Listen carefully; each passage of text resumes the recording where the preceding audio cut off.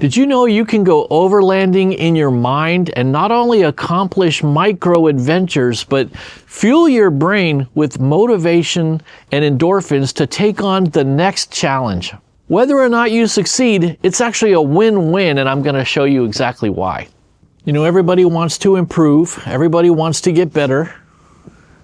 And being out in nature is a really good classroom for improving yourself and improving your mental health and improving the way you look at the world that you live in. This is supposed to be the coldest that my area of South Florida has been in 15 years. We're down in the 31, 32 range, right at freezing, 32F, 0C. Very easy to translate that one for you. And of course, if it's going to be the coldest we're going to get in the past 15 years and probably for the next 15 years, I want to be out hiking in it. Of course I do. You know, like you do. But the problem is, it's raining. I don't know how well you can see it, but it started raining. It's about a 30-minute drive for me to get out here to the Harold A. Campbell Public Use Area. It's part of the Stormwater Treatment Center. So they've got these large reservoirs of water where the stormwater collects so it doesn't overwhelm the cities. And by the time I got out here today, it had started drizzling and raining, and I had planned a 4-mile hike, but I'm not gonna hike in the rain. Although I am waterproof, my camera gear is not waterproof, and I could go hike in the rain, but I'm not going to. I'm not doing that. But there was something I wanted to talk to you about, and I'm going to talk to you about it anyway from this nice little shelter here that's keeping the rain off of me. I think the rain is also keeping the alligators, and well, the cold water is also keeping the alligators down deep in the water. I guess they're cold. They're cold-blooded, right? So their body temperature changes with the environment, so they're probably staying down where the water's still a little bit warmer down at the bottom. So no alligators that I can see here today. That's okay. There's often one in the... Well, I shouldn't say that. He moves around. I should name him. Help me think of a name for the alligator out here. So there's this mental trick you can use where you accomplish a very small positive task or something that you want to do. You accomplish something, and it kickstarts this like feedback loop in your mind that you can start to then repeat, because when you accomplish some small accomplishment, when you do something and you accomplish something, you get this little endorphin kick in your brain, this little positive reinforcement that makes you want to do things. And so you use that motivation and that little brain juice to go accomplish something else. And then that fires off another bit of endorphins in your brain to get you to want to go do something else again. So you use that to go accomplish something else. So you start small. This is the trick. You start small. Say, okay, I'm going to make my bed. So you make your bed, and you get this little jolt of accomplishment. I overcame something. I did something. I'm a winner. And it makes you feel this desire to go do something else, right? So you're like, okay, well, I'm going to go, I don't know, straighten up the kitchen or walk out back and clean up the yard or something. And so you do that, and it gives you another jolt of positive enforcement and endorphins.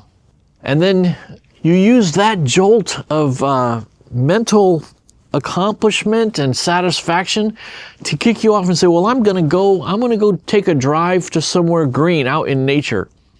And you do. And just the act of going somewhere is accomplishing something, because a lot of us just want to stay inside. It's very easy to just stay inside and watch TV or play video games for a lot of people. But get yourself in the car. Use that motivation of the accomplishment in the morning, the small thing, to get you to do the bigger thing. So you get out in nature, you get yourself to the park, and you're like, all right, I accomplished something. I got out of my house and I went somewhere. So use that positive motivation to get you out of the car and to take a walk and say, hey, I did something, I got something accomplished, right? So then you take a little walk around the park or a little hike through a nature trail or something, and now you've really accomplished something big. And I tell you, with that kick of endorphins that gets going there, you can accomplish pretty much anything. Now, you can put your mind on any task now and you just go kill it. Go knock it out of the park. And what you're doing here is what I like to call overlanding in the mind. You know, overlanding, if you think about what overlanding is, it's just a word that describes going on adventures and trips, usually with a vehicle, camping gear, 4x4 sometimes, out into nature where you have to really drive somewhere. And you get this huge adventure done, right? But what I'm talking about is overlanding in the mind. It's like a micro adventure saying, I'm going to take this small adventure, accomplish it, and then use the positive feedback loop from accomplishing that small adventure to send yourself on a slightly bigger adventure.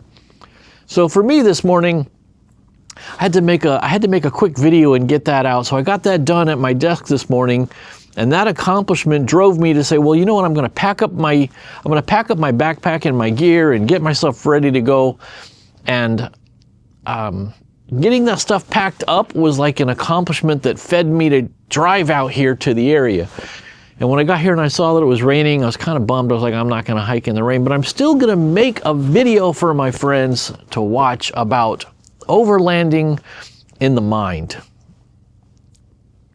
And who knows what I'm going to go accomplish for the rest of today, having gotten this video done for you guys.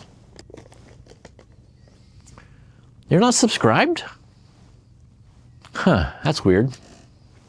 Anyway, this feedback loop that gets you going, doing small things to build into bigger things, which gets you motivated to go do something bigger, which gets you motivated to go do something bigger.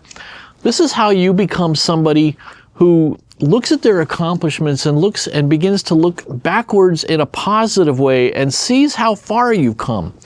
Rather than being somebody who focuses on how far you have to go and how long it's going to take you to get somewhere, be someone who looks back at accomplishments and says, man, I've really come a long way. It doesn't matter how much further I have to go ahead of me. What's important is look how much ground I've covered. Look how much I've accomplished in the past here. It's incredible. You'll become somebody who is accomplishment focused rather than future adversity focused. I keep hearing some kind of animal back there, but I don't see him. Huh. I don't know what that was. And you know, there's going to be some times when you don't accomplish a goal. There's going to be some times when you set out to do something and you don't accomplish it. And you got to look at those imperfections and see there's a certain beauty to the way that, you know, you tried something, came up against it. Maybe you didn't fully accomplish the goal, but you've learned something about that task that's going to change your strategy and cause you to look at it a different way and maybe attack it in a different way next time. So if you don't manage to accomplish a goal perfectly, don't look at that as a failure. Look at that as a learned lesson, and just you're going to adjust your strategy going forward. So now you see it as, hey, that wasn't a failure, that was a lesson, right? Hey, if you stuck with me this long, I appreciate it, and maybe that means you like this kind of talk. So I want to invite you to come and hang out with us on Wednesday nights at 8 p.m. Eastern. We do a live stream every Wednesday night. A lot of folks from the community, people you see in the comments all the time here, we all show up and hang out for a while in the chat, encourage each other, talk about our wins, talk about what we're up to. Get to meet some really nice people and hang out for an hour. Wednesday night, 8 p.m. Eastern. I'd love to see you over there. It'll be the best time you have all week. Come join us over there on this YouTube channel, Wednesday night, 8 p.m. Eastern, for our weekly Escaping the Suburbs live stream. So just remember, every challenge you face is going to strengthen you in one way or the other. Either you're going to accomplish what you're trying to do, which is going to fuel you with more endorphins and more positive reinforcement to take on the next challenge, or if you attempt something and don't quite accomplish it, it's going to strengthen your resolve and give you insight into future strategy so that you're more able to accomplish things in the future. So I guess what I'm saying is it's a win-win scenario. You try something and you win, which fuels you to try something again. Or you try something and you don't win this time, but you learn what didn't work, and you learn, I've got some ideas on how I might do that next time. It's win-win.